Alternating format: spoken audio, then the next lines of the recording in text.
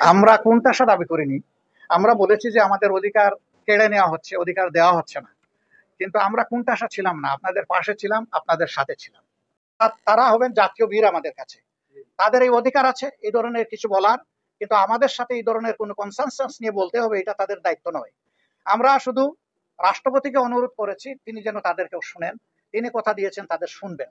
এখন তারা কি শোনাবেন এবং রাষ্ট্রপতি কি শুনবেন এটা একটা বিষয়। আর স্টেক হোল্ডারে অনেকগুলা দল আছে, সিভিল সোসাইটি আছে, রাষ্ট্রপতি তাদেরও কথা শুনবেন বলে আমাদেরকে বলেছেন। সুতরাং এটাতে একটু সময় লাগবে। আমরা এখন এই বিষয়ে কোনো মন্তব্য করছি না, তবে আমরা তাদের সমস্ত প্রক্রিয়াকে শ্রদ্ধার সাথে দেখি। ওটা খুব বেশি লাগবে বলে মনে হয় না, হয়তো 2 বা 3 দিন ইনশাল্লাহ। দেখেন উনি তো অসুস্থ, মানবিক কারণে আমার গত রাত্রেই উনার সাথে দেখা হয়েছে এবং উনি বলেছেন যে আমি যেখানে যাই সেখানে যেন সালাম পৌঁছাই, আমি সালাম পৌঁছাই দিলাম। আপনাদের মনেরই আশা আমি গতকাল পূরণ করে ফেলেছি। আসলে এই ঘন্টা দিন সময় বেঁধে দেওয়াটা মুনাসিব মনে করছি না।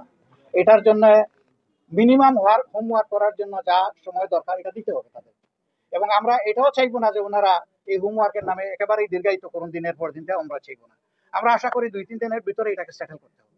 যদি 24 ঘন্টায় হয়ে যায় 2-3 দিন হবে কেন? 24 ঘন্টায় যদি তারা পারেন 24 ঘন্টায় করবেন ইনশাল্লাহ। ওয়েল, তাদের এই দাবিও সঙ্গত। কে বৈঠক করেছেন? তারা এসেছিলেন আমাদের বিধ্বস্ত অফিস দেখতে। আমরা 2011 সালে 19 সেপ্টেম্বর এখান থেকে বের হয়েছিলাম। এখন আমরা ভাঙ্গাচোরা দেখে গেছেন, আমাদের দোয়া করে গেছেন।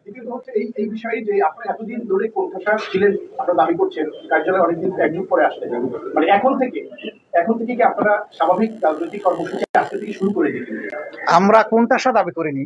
আমরা বলেছি যে আমাদের অধিকার কেড়ে নেওয়া হচ্ছে, অধিকার দেওয়া হচ্ছে না। কিন্তু আমরা কোণঠাসা ছিলাম না, আপনাদের পাশে ছিলাম, আপনাদের সাথে ছিলাম। Thank you. সবাইকে ধন্যবাদ জানিয়ে আজকে সাংবাদিক সম্মেলনের কাজ এখানে শেষ।